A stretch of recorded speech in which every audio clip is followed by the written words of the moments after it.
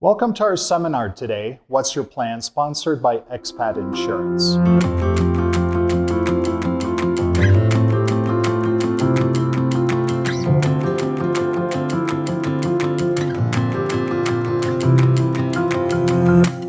Expat Insurance is an international insurance agency that specializes in basically solutions for expats living abroad. Our focus really has been on Latin America, but we have clients worldwide. As a company, we have been working for numerous years, and we have worked with over 1,500 different families and clients to provide solutions for them. Today, what we're going to work on is we're going to work on the concept of what's your plan. The first thing I'm going to talk about is what to do in an emergency. Now, a lot of this will really relate to individuals living in Latin America, but in reality, this can be concerns for anybody living worldwide. We're going to take a look at your resources as an American citizen, a Canadian citizen, a Mexican, or really an international citizen. We're going to look at health insurance. How does it work? The basics, both long-term and short-term policies, and what to look for. We're also going to touch on a concept called medical evacuation. And the idea is that after the seminar, hopefully you're going to sit down and really take a look at your own situation and really what is your plan. People spend hours and days and months preparing for their visas. They work on their housing, their transportation. And well, by the time it goes bad, and if you don't have a plan, well, it can get really bad. So first of all, this is a lot of information, really nothing that I can really go in depth on this seminar. I like to use the concept of almost, it's like drinking from a fire hose. Let's first of all talk about your plan before an emergency.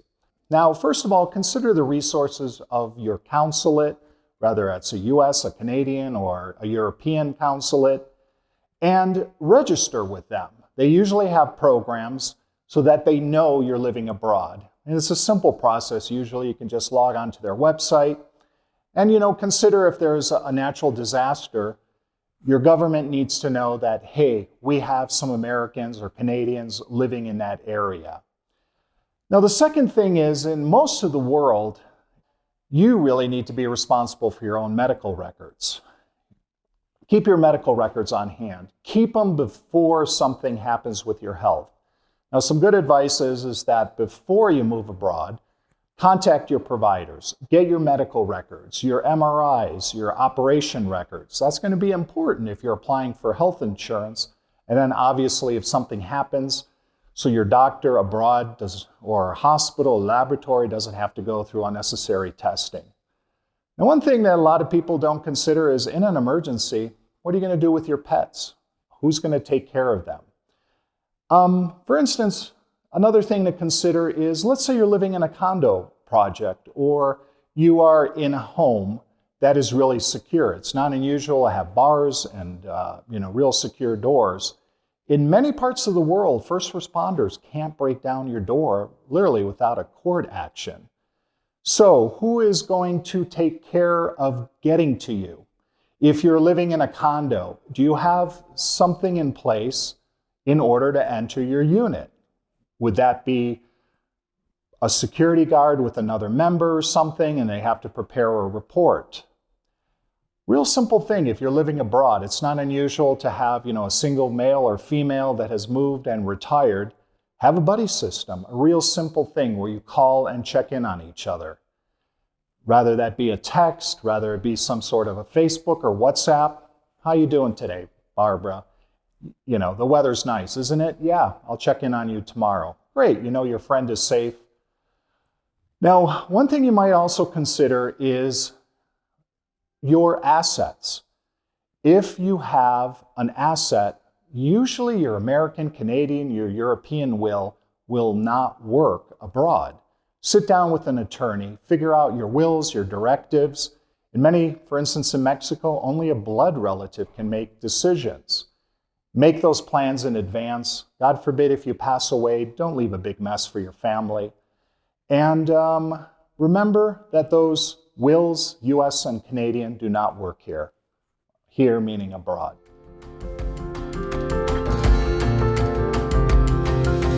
The first thing I would suggest is to figure out how to contact first responders where you live. Living in America and in Canada, it's very simple. You dial 911, and you literally can dial 911, for instance, in the United States, hang up, and they will call you back and back and back. And at some point, a sheriff, a police officer will be calling to do a welfare check on you. That's not the case in many parts of the world. For instance, in Mexico, well, I can say that 911 works in most of Mexico, but in a lot of parts of Mexico, it could still be an old prefix like 066. And in many parts of Latin America, 911 does not take care of health emergencies. 911 really might be for somebody is breaking into your home, you have an emergency, you have a fire, you have a gas leak. Usually the medical services, the ambulance, the paramedics are usually offered maybe through, for instance, the Red Cross or a private organization. Now, one simple thing is if you do live abroad, know your address in your language. Be able to describe that you live up this street and the house has this kind of a door. In many parts of Mexico, for instance, the addresses are so obscure, there's really no concept of sequential numbers. Be able to describe that. The second thing is if you do have a medical emergency, call your doctor. If you do have a doctor, it's not infrequent to have access to the cell phone of your doctor, and grab your credit card. And I usually suggest have at least $3,000 available on that credit card. Why? I'll get to that in a second. So, grab your cell phone, your passport, your visa, grab your charger. Nothing more frustrating than having 3% power left on your phone and you got to make 10 phone calls to let everything that's going on, and grab the contacts. I have a family of 8 individuals, and between all of us, we have about 24 contact numbers. Have the numbers of your kids, their spouses, your relatives, so that if you're in that hospital bed and you need to reach somebody, you're able to contact them. And remember, keep those records, bring them, have them handy nearby, and then have one main emergency contact. Send them a message. I am heading to so-and-so hospital. I think I'm having a heart attack. I will call you once I figure out what's going on. Here is the number of the hospital. Here's the number of my doctor. When, where, and what. And one problem that you have living abroad is there's really no set policies, I find, where they bring you for medical emergencies. In the United States or Canada, if you live in a certain part of the city, all of the trauma care goes to a certain hospital.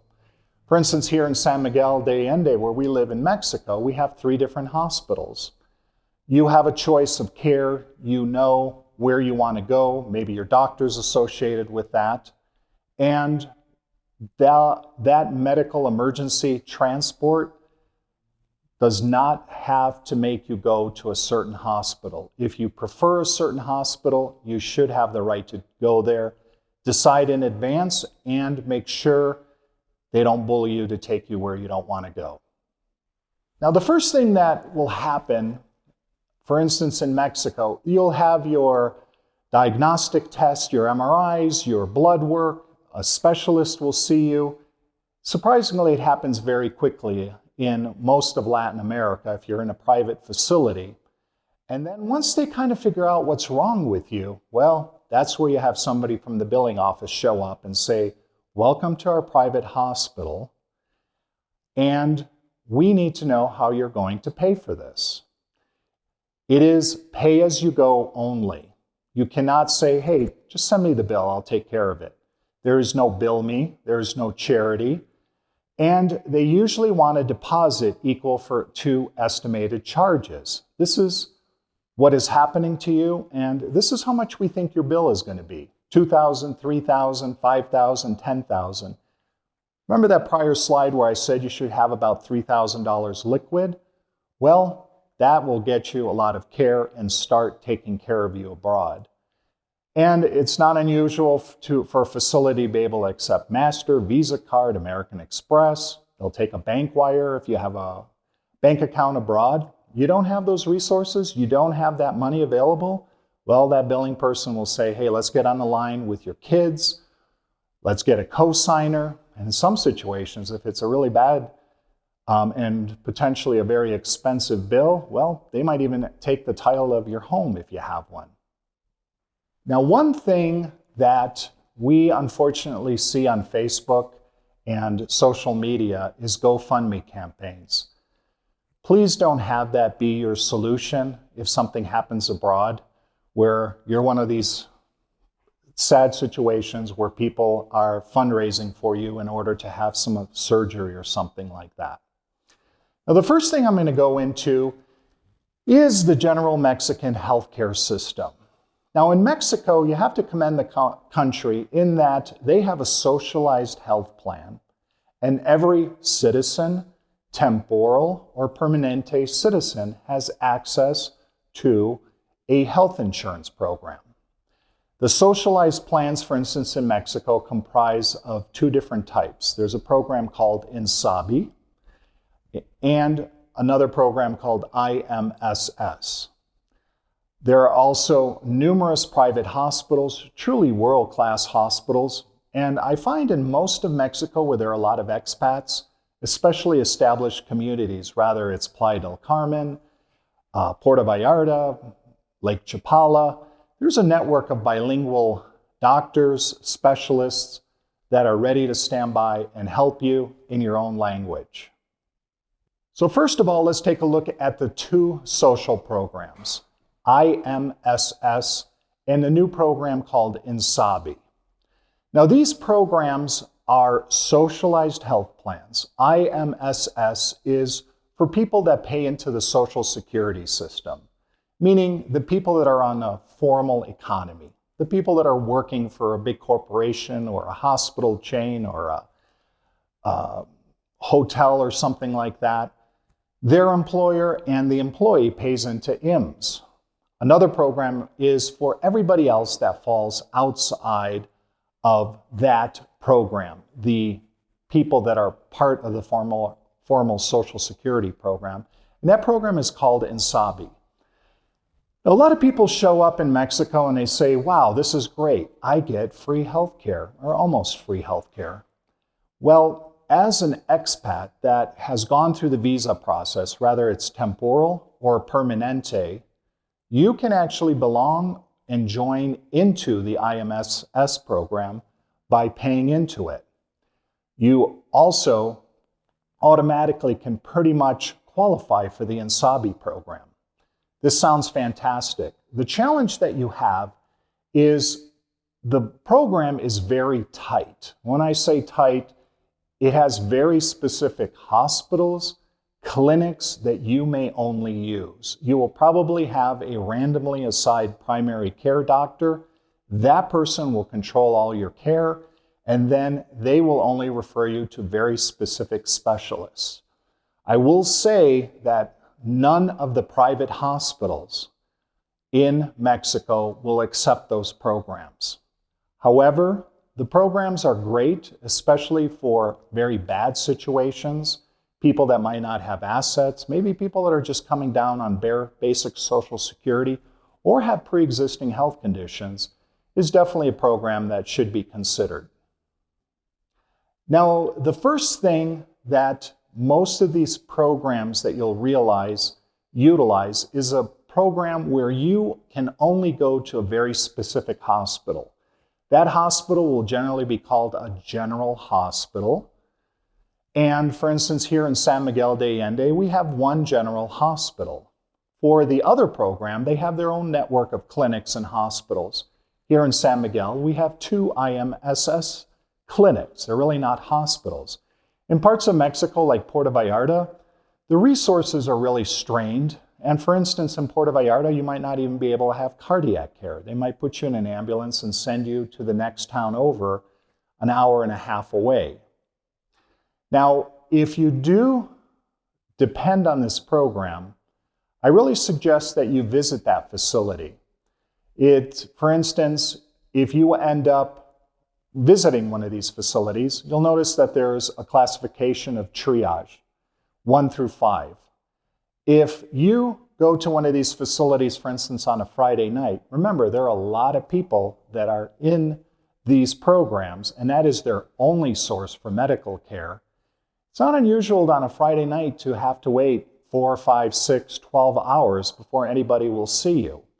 If you are admitted, you might be required to take care of your own hygiene, so to say.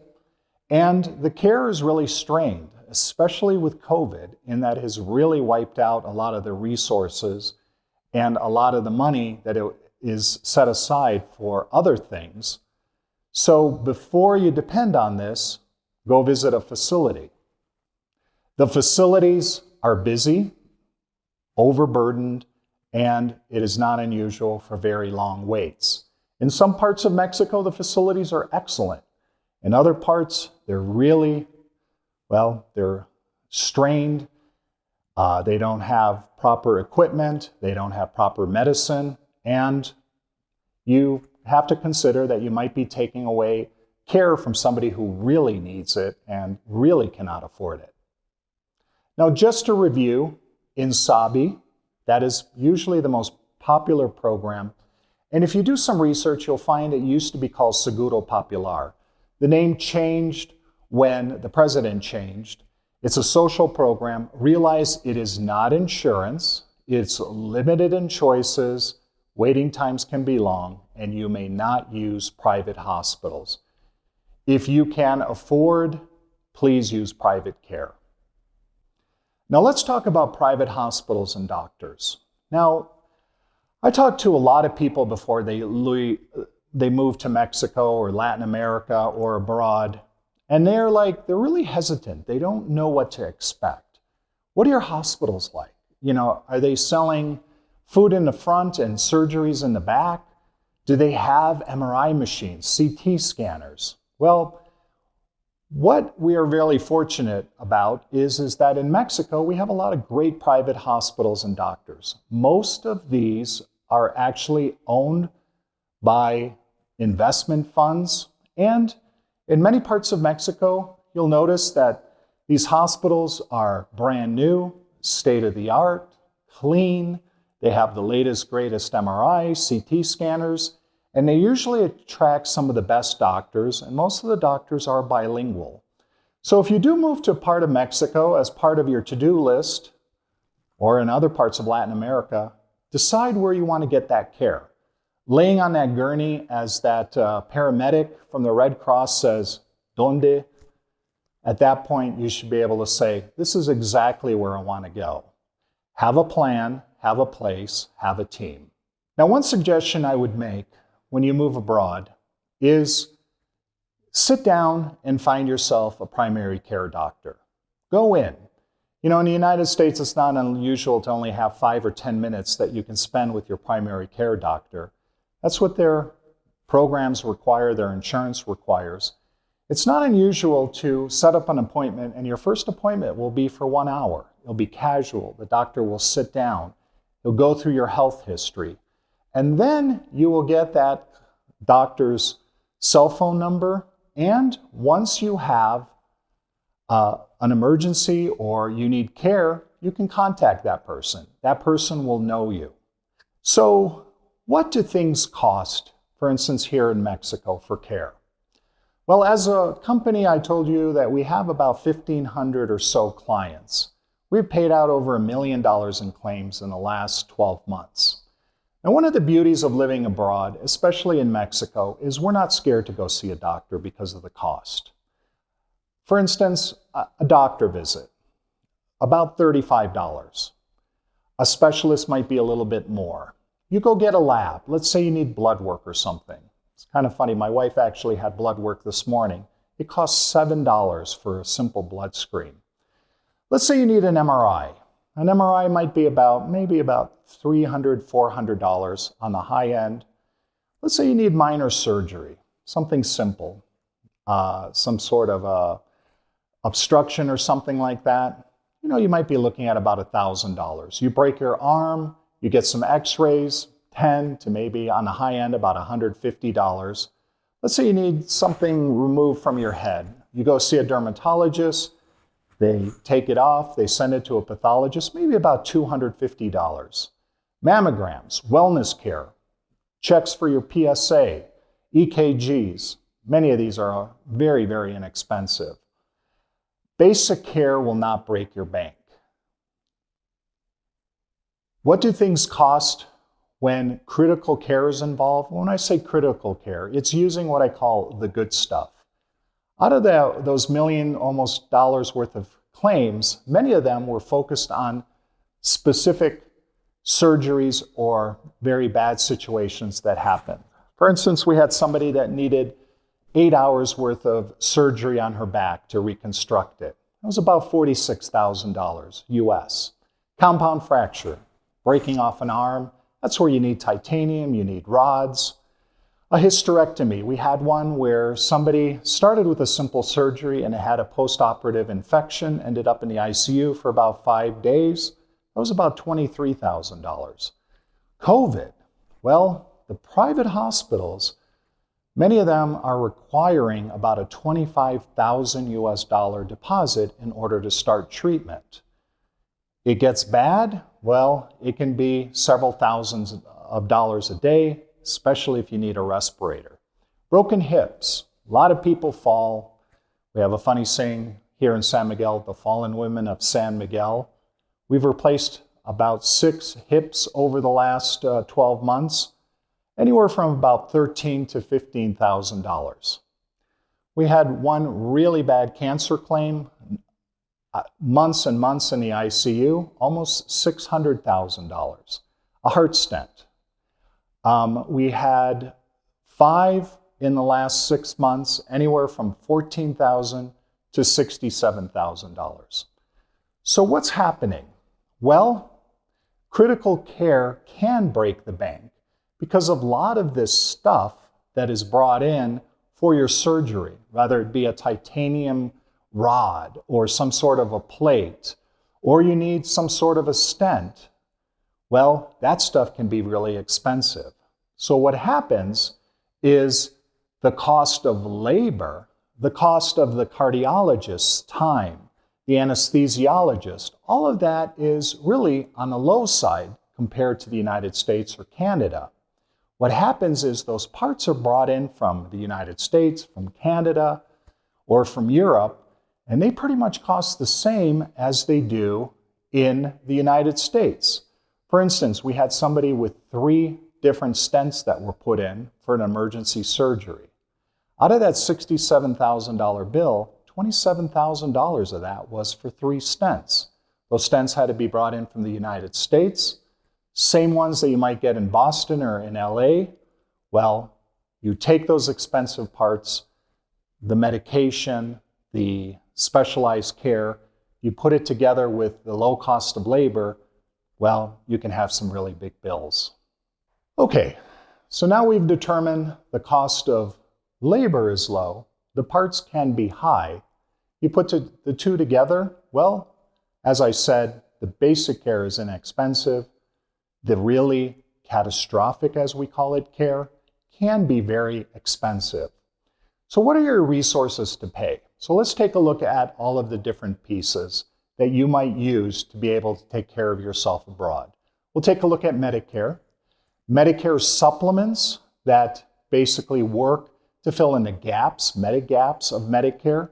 We'll talk about private insurance if you have it in the United States or Canada or maybe from Europe. We'll touch on Canadian provincial plans. What do they cover? What do they not cover?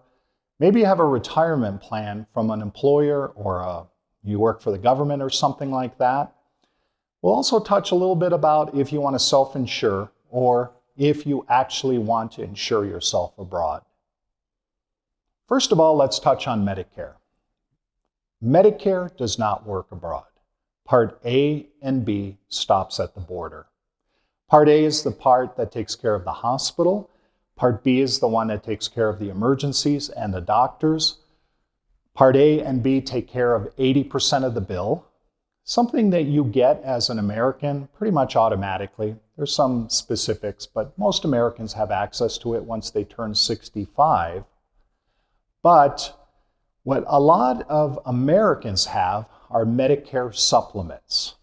Medicare supplements are the private policies. Private policies meaning they're coming from Cigna, United Healthcare. They're the ones that take care of what they call the gap, the 20% that Part A and B do not take care of. Those policies might have emergency care. When I say they might, pretty much on a federal level, it's pretty much mandated. Emergency care only. If you are in a hospital and you can leave, well, it's no longer an emergency. You can't come back a week later and have that surgery. But you need that surgery immediately, well, that's an emergency. There is a $50,000 limit, 80% reimbursement, meaning you pay and then you seek reimbursement, with a $250 deductible. However, most of the policies have coverage for only the first 60 days of a trip, meaning that if you leave on January 1st, by the end of February, you no longer have that emergency care.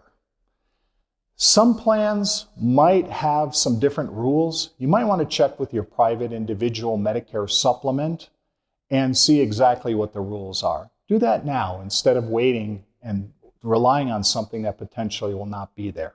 That 60-day rule, well, that really trips up a lot of expats.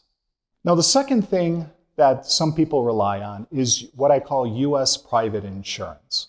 Maybe that's a plan that you have through your employer, you have through the Affordable Care Act plan, maybe an Obamacare policy. Well, those policies usually have emergency coverage abroad. But once again, it's meant for somebody who's only going on a vacation. It is not built for care abroad. Those policies, I like to say, usually have a network where you draw a circle of 100 miles around you. And, well, if you're living in San Antonio, you have care in the San Antonio area. You cross over into Arizona, you might have emergency care, but anything that is follow-up, well, get back to San Antonio. And quite frankly, well, we all know what has happened with the cost of policies in the United States. If you are depending on that policy to take care of you abroad, first of all, are you able to keep that policy? Second of all, you're definitely out of network if you're living in Mexico or Costa Rica or something like that. And then consider the costs. I'm blown away. I talk with people that are in their early 60s and they're paying thousands of dollars a month for a policy that really is not built to take care of you abroad. Now, for the Canadian expats, Canadians rely on provincial plans. Each province has their own policies. When I say policies, they have their own plans. And the idea is that they will reimburse certain procedures equal to what the procedures might cost in Canada. However, what a lot of people find out once they explore their coverage, not only their provincial coverage in Canada, but then also abroad, is they're usually only limited to 6 or 7 months. After that, you completely get taken out of the provincial plan and you need to re-up. A lot of Canadians would sneak across abroad, and then if something happens, step back into Canada and say, I've been here the whole time. Well, now there are links with immigration. And those of you that purchase travel policies specifically for travel abroad, be careful. Many of those policies are very tough to get reimbursed. They have a lot of what we call pre-existing condition clauses. And I really see frequently people that might continuously come into Puerto Vallarta or Cancun or Costa Rica or Panama simply for 5-6 months, return back to Canada. Maybe they have a heart attack or something like that. They come back and then they find out, well, you no longer can purchase coverage for your heart because that's a pre-existing health condition. One other thing I will mention for you Canadians is do check the latest news on your provincial plans, in that the concept of being reimbursed for coverage abroad has been really restricted. I've heard where they only pay $100 a day for care abroad, or in some situations, like I believe the OHIP program, they're literally doing away with foreign care. So let's jump into international health insurance. Now, international health insurance is basically two different types of policies: a short-term plan or a travel policy, or a long-term plan, which is a major medical policy. Now, short-term plans can be purchased usually for individuals up to age 85. It's really only meant for a defined period of time, for instance, 6 months. And think of it as a concept of you're renting insurance. You rent the insurance and eventually you have to give it back. There is no underwriting. All they do is literally ask for your passport, your travel plans, contact information, and you can get a policy issued the next day. Do realize that any type of a pre-existing health condition might not be covered, and that is usually only determined if you have a claim. So let's take a look at international health insurance policies. Now, all international health insurance policies basically are two different types. There are the short-term travel policies. These might be the ones that you might purchase from your airlines, from your travel company. Maybe you can find it online. We can help you with that. Those are policies that can be issued usually up to about age 85. They're meant for a defined period of time. 6 months, some have up to 12 months. And what you're doing is you're really renting insurance, meaning that you only have insurance for a certain period of time. Once that time expires, the policy is gone. There is usually no underwriting, meaning that anybody can purchase the policy with a credit card. However, if you do have a claim, well, that's when they're going to start taking a look at your health history. If you do have a pre-existing health condition, be careful, don't depend on that travel policy thinking you might have heart coverage if you have a heart pre-existing condition. The policies are really meant for travel, meaning that they take care of unexpected accidents and illness and then get back to where you live, where hopefully you have primary care for any of the follow-up. Long-term plans, major medical policies, usually can be issued up to age 75. We do have some that go up to age 85, but for the majority of the policies, usually up to about 75, it continues for life. What does that mean? Well, you're buying a policy, meaning that once you buy that policy, you go through underwriting. It is a major medical plan, and it's really meant to take care of you for all of your health needs abroad, meaning emergencies, any type of follow-up work, and ongoing care. Let's take a look at the details of a major medical policy. First of all, you have to be an expat. Most of the policies require you to be outside of your passport country for more than 6 out of 12 months. There are some other ones that are a little bit more generous, but most of them are 6 out of 12 months. You need to start before you're age 75, but once you purchase the policy, you can keep that forever. When I say you can keep it forever, you're never going to have to do any more underwriting if you keep that same policy. So if you develop a cancer or something like that and you need years and years worth of coverage, you can depend on that policy. You choose a deductible, usually anywhere from about $250 up to $5,000. Some policies can go up to $10,000 or $20,000. And the policies, the majority that we work with, we have what we call a US style deductible, meaning that all of your major medical care bills for the year accumulate, and once you exceed the deductible, then those are paid up to the limits of the policy. And you can usually cover yourself in a very specific part, for instance, Latin America. You can cover yourself worldwide, or you can actually also have care in the United States and Canada. We can provide very specific quotes, take a look at those situations, and what most people find is adding US care does add to the cost, but nothing like what you might see back in the United States with the policies that are domestic. Another thing, obviously, in the world that we live right now is COVID coverage. Check. Most of the policies we work with cover it as any other infectious disease, and usually coverage is from day one. Now, the major medical policies do require underwriting. What that means is that you do have to complete a health questionnaire. I like to say you have to answer the 23 what-if health questions, meaning, have you ever had cancer? Have you ever had any orthopedic work? What type of medications, prescriptions you're on? What kind of care you've had? And for individuals, depending on the company, over 60 or 65, you might be required to have an exam. One good tip is that before you leave abroad, maybe you can take care of a wellness checkup, grab those medical records if you had something happen in the past, because the underwriters will want to take a look at that. Now, one thing I will touch on is pre-existing health conditions. Are pre-existing health conditions automatically declined and you can't get coverage for them?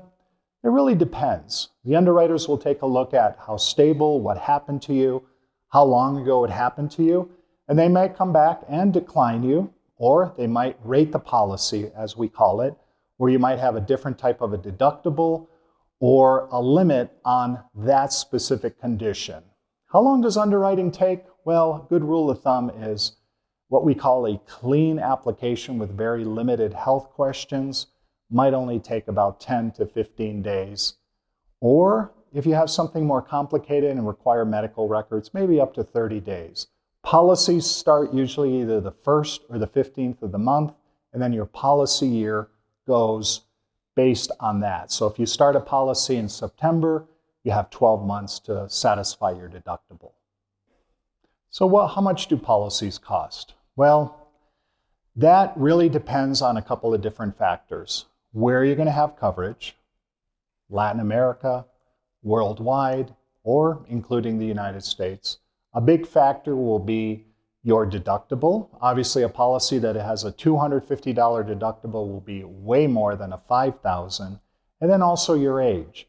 For individuals under usually about 45, the policies are really reasonable. Once you get up into the 50s or 60s, they can get costly. And then over 65 to 75, that's where you're going to see the most expense. The other thing to consider is you want to lock in the best benefits. If you start with a policy that doesn't have high benefits and then you have a health event, you might be limiting yourself in terms of how much coverage you might have. Some of the policies have limits for care, for cancer, for surgeries. This is something that we will review with you and help you make a decision. We do work with about 12 to 15 different international carriers. These are companies that have specialized in that, and we have a wide gamut for different budgets in terms of policies, coverage areas, and benefits. All right, what we're going to do is we're going to shift gears, and we're going to take a look at a different type of a policy. What it is it's called a medical evacuation plan. A medical evacuation policy is, you can call it a bridge home. It is not a health plan. It really is not meant to take care of the medical bills at your point of service. It is a transportation service, and you must be stable enough to travel. Now, keep in mind that if you check into a hospital, before you can get medically evacuated, what you need to have is a diagnosis. They need to know what's wrong with you, and that can cost several of thousands of dollars. Now, you'll frequently see medical evacuation in, for instance, travel policies. Those policies really are meant to move you from a part of the world that has no care to a part of the world that has care. For instance, let's say you're on an African safari and something happens to you.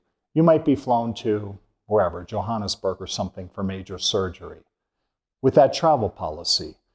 However, in many parts of Mexico, Costa Rica, Panama, Latin America, that care can literally be across town or the next town over.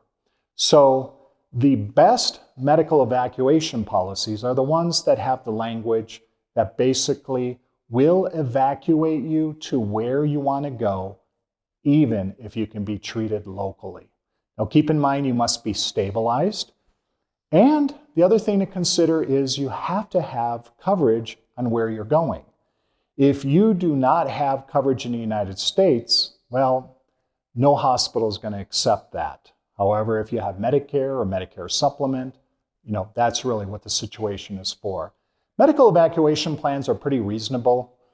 The policies are about $600 a year. Remember, they're transport services, and they are policies for individuals that might be older or might have pre-existing conditions.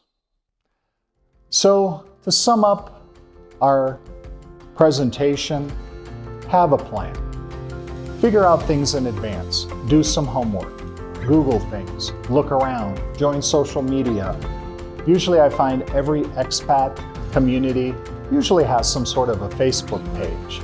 How can we help you? Well, first of all, we can help you by consulting. We can review what you have, what resources you have. We'll match them up to the products. We'll take a look at your budget. We'll give you advice. We're expats ourselves. We probably have gone through a lot of the things that you might be thinking about. And one unique feature about our firm is that once we sell your policy to you, once you become our client, we'll be there for your service. We have a full-time claims manager. We have customer service representatives. We can help you with the paperwork, the medical records. Thank you for your time today. Right now, what we're going to have is any kind of Q&A that you might have or questions with one of our representatives.